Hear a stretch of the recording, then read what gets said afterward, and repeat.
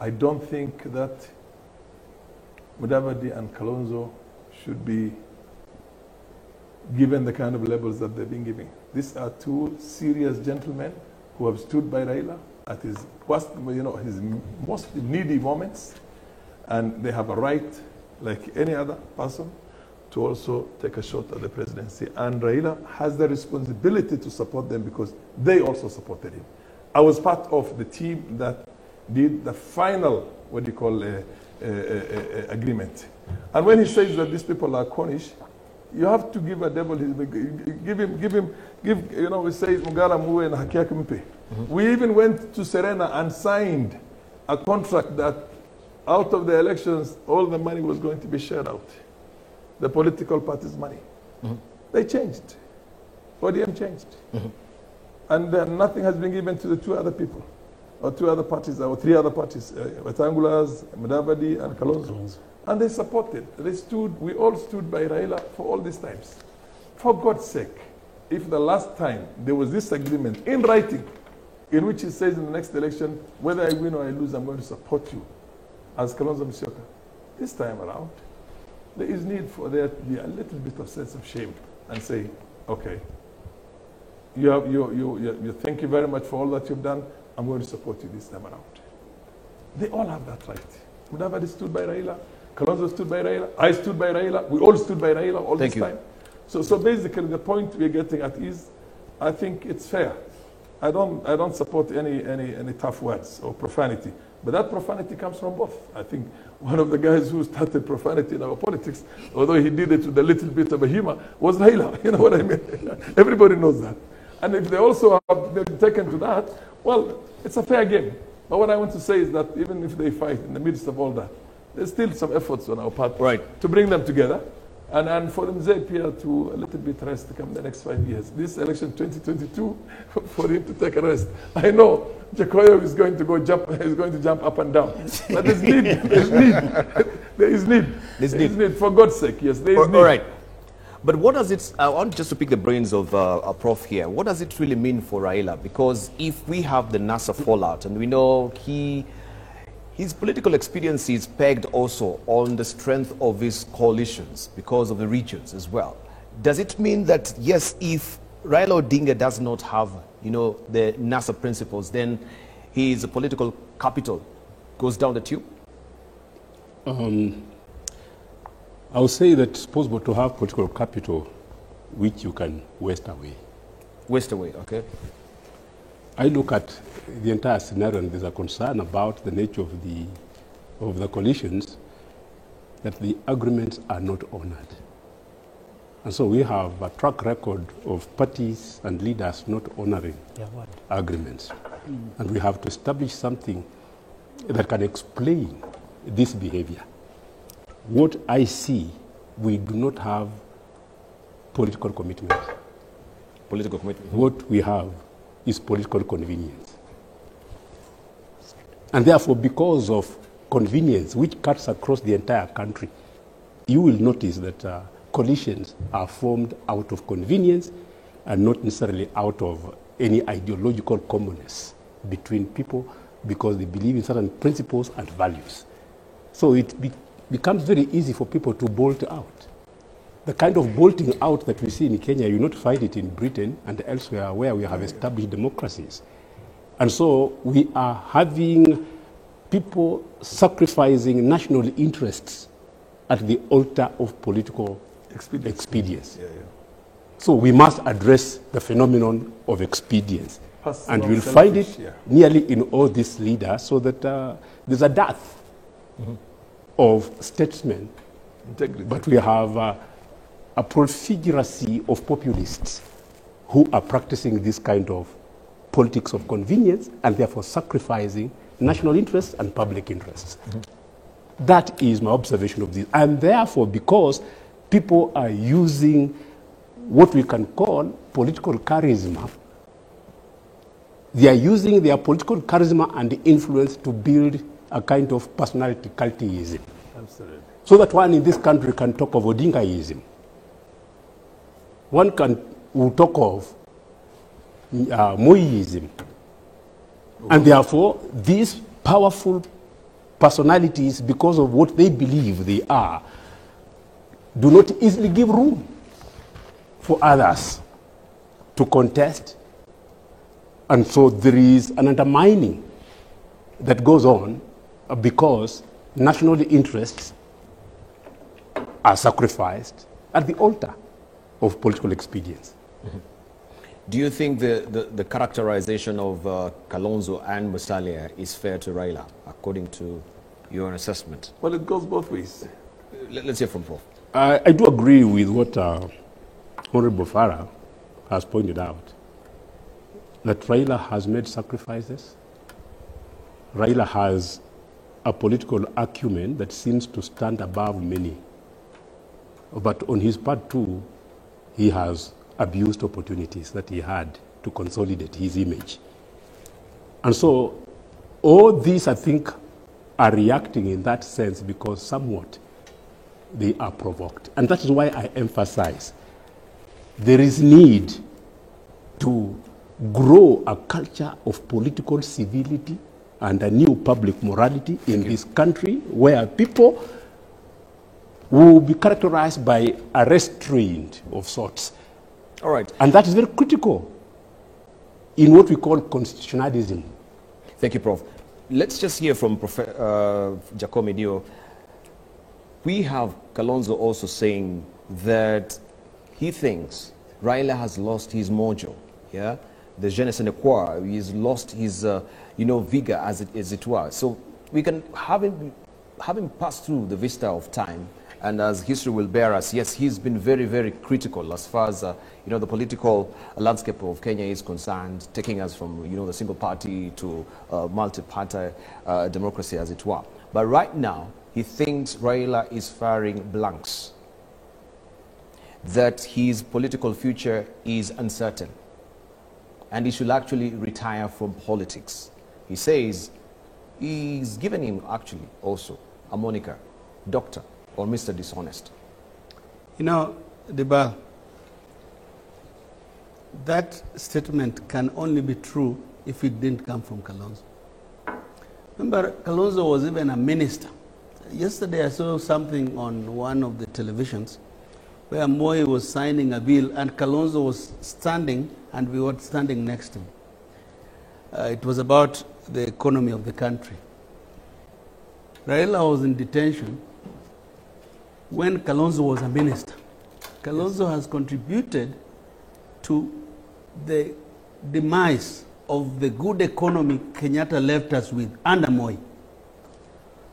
Kalonzo has no ideas. Kalonzo has never been very far or been out of government, so to speak. What can you attribute Kalonzo to?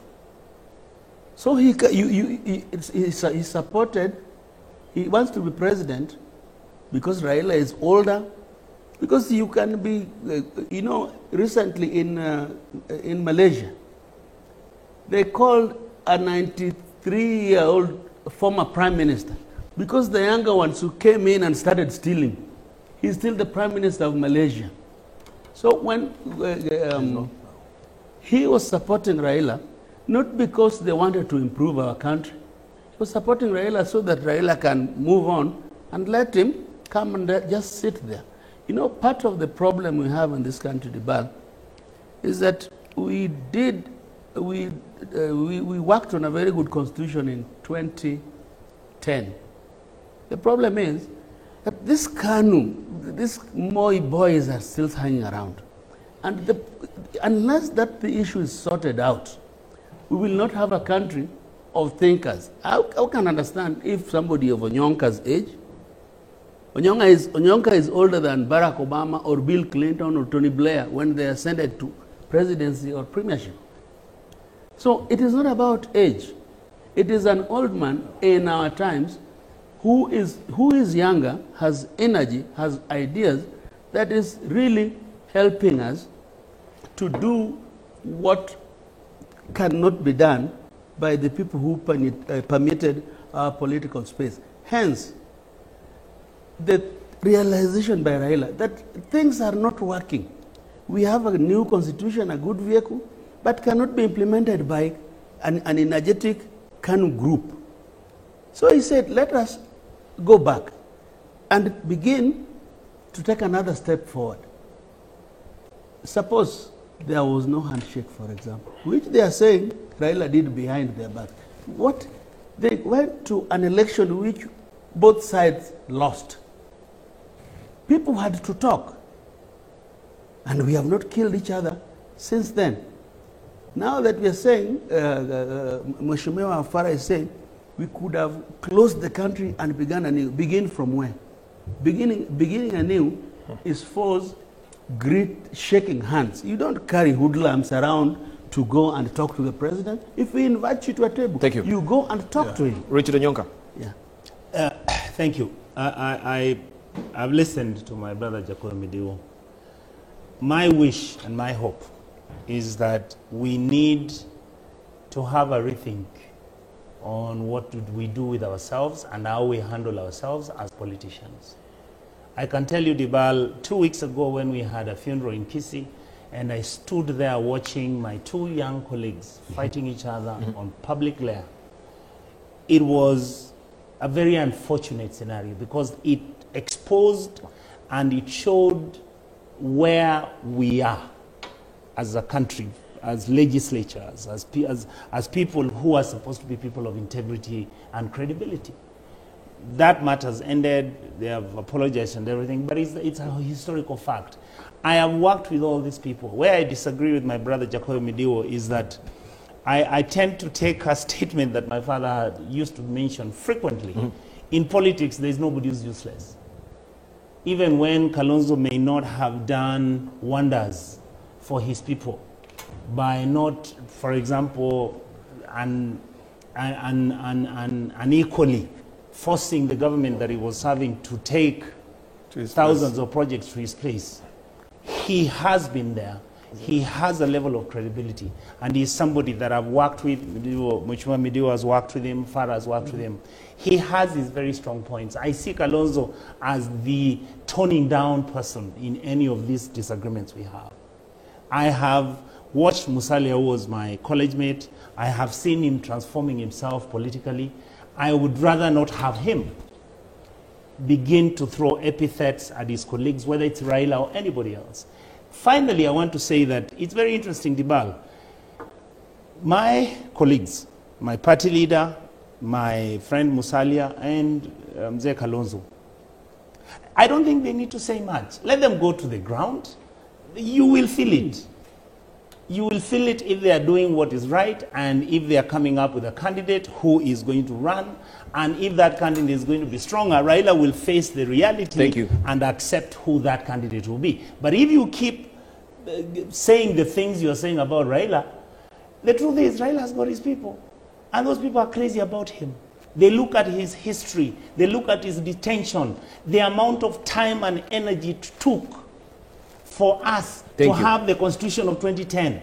And now the guy has participated in bringing in the BBI. Whether you fight him, whether you criticize him, there is that core support he has got. And people think he has also paid enough price, particularly when we agree that the 3 elections, as Prof will say, that this is all about political convenience, right? That even Raila and Odinga will renege, or we actually renege on some of the memorandum of understanding that you've had within the coalition or the party, as it were. Not some, all of them. All of them. But who doesn't? Let me just say. Let me just say something. So what is so wrong? Just a moment. What is so wrong for him actually to be called out by Kalonzo and Musalia that yes, you are reliable. I mean, we cannot trust you. It's a fair game. Both of them. It goes both ways. You see, Jakoyo wants us to believe that Raila is the quintessential, what do you call, saint in this political environment we have in the country. When he goes to Kanu and goes into collaboration with Kanu, there's nothing wrong with that, because he became the Secretary General of Kanu under Moi. But when Kalonzo works with Moi as a minister and assistant minister, there's everything wrong with that. When he goes out there and says, after all those people came together and says Kibaki Tosha, without consulting his other friends and colleagues, including Kalonzo, Saitoti, everybody alone, unilaterally, then there's nothing wrong with that. You see what I mean? When everybody else comes out and supports him for all these times, there's nothing wrong with that. But when they say, now we had an agreement that you're going to support me in the next election, It's your turn now to give it back. Oh, there's everything wrong with that. When we say that, okay, let us freeze this country, let us make sure that a serious, genuine, honest election takes place in this country and we do not have any more rigging. And in that case, by the way, he was going to be the president. Then he goes out there and has a handshake with them. I don't fault all those things. It is basically how he felt he can transact politics. Now, don't find faults with others. The moment you find faults with others, they'll find thousands of faults with you. So the point I'm trying to say is that this is not a moment for us to begin having it both ways. And it starts from both sides. It starts from Raila and these people for the first time in a very long time from that very distant or, very polished, very, observed politicians. They've decided, no, it is too much. Thank you. We'll go into the mud with you. You know what I mean? So what we are going to tell them right now is pull back from the mud. Let Raila pull back. Let them also pull back. Have what they call a very decent and honest discussions. And we are telling Raila this time around, for God's sake, for once in your lifetime, in your political lifetime, be honest about the kind of agreement you enter with your friends. Because it was there in 2013. He was going to serve for one term and he was going to support Kalonzo. And then we came back again. And prevailed upon Kalonzo to support him for one more time. Okay, so I'm a great loss to understand. When you have these boardroom meetings, right, and we have an agreement with Raila Odinga, and then you go down to the rallies and it takes up to the podium, do you sometimes feel that, yes, you're uncomfortable because you do not know what Raila will pronounce? Yeah, that will be diametrically different from what you had discussed in the boardrooms. Just be honest, right? Because I'm given to understand that there was Nyachai as well. Nyachai was to be the Nyachai Tosha. Me, because I was that time the architect of the Kenya People's Coalition, where Nyachai was, and at that time I was the chairman of Safina. Up to the last minute, Raila had told Nyachai will support you, only for him, at Uhuru to say Kibaki Tosha. Which was a surprise to all of us. Which was a surprise to everybody. And you know who financed that particular rally? Nyachai financed that particular rally through Raila. Prof, memorandum of understanding, they just mere papers in this country. Absolutely. So there's no, commitments. All this is coming up because of an existing vacuum, whereby leaders just emerge and take their own form and the most disgusting form that it takes is that of what I can call psychophancy. That nobody is able to stand his feet and stand by what is right. And this is because we have not established processes of political socialization in this country. You can see even in our neighboring country when Museveni came in and he had his 10 points, he had a very good blueprint. And he even had a program called Mchaka Mchaka. But that dissipated. Now what happened? In this country at one time, in the early 60s, when the Lumumba Institute was meant to be an ideological institute to help people be acculturated in certain ways of doing politics, it turned out to be a theological institute later. But nobody among the politicians is rising above in a very transcendent manner to provide us with a blueprint and framework and institutional spell-out whereby politicians can be inculturated and mentored and coached to be able to reflect the alternative political morality I'm talking about. And so, left on its own, then this wildness will become evident. And there are three spheres in which definition of norms, values, and standards take place. One is ideology. And our ideological production is at the lowest level. Two, culture. The production of a new national culture is not taking place. That's why Frantz Fanon will talk of pitfalls of national consciousness and therefore lambasts the failure of the political elite in that regard. The third area is the area of religion. And you can see what is coming out of our pulpits with the kind of sower seed, kind of discourse. You see, in Latin America, for transformative purposes, there was what was called the following, of course, Frantz Fanon, the Theology of liberation. yeah, Liberation theology. In South Africa, we had black theology. Yes. Black consciousness became very ingrained. In Kenya, what have we had? What do we stand Thank for? you. What do we stand for? What do we stand for? Jakoyo, you look subdued. When I'm listening, you know, when the professor is talking, if you're a good student, you listen lie low carefully. like an envelope. Yeah. And listen very well. You listen very well. Because Okay. he has said some things. For example, when he says the culturalization of politicians, Politics, yeah. of politics, it's a very deep thing. We don't have it. We don't have our cloth, societal cloth is torn.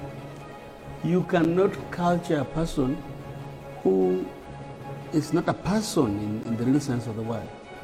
You cannot culture a person without values. You see, with the politics we are being treated to today is basically lack of values. You know, when my big brother Farah says that Raila should see the sense and support somebody, responsibility. Which part of our constitution is that? That people sat in Uhuru Park, that now we are voting for you in Serena, now we are voting for you, next time we'll vote for you. What were you going to do for Kenyans, and did you get to do it? You know, that is why coalitions cannot exist or subsist Beyond. when you fail. And we put in our constitution, you know, the problem with Kenya, and like the Kenyans, all of us, because politicians are only as good as the flock they come from. When you put in your constitution that you can do your coalitions before or after the elections. So why can't all these people who think they are big wigs face Kenyans and say, for me, I will lower your taxes? For me, you know, I watched those rallies. On 14th of this month, the government unlawfully raised fuel prices on Kenyans.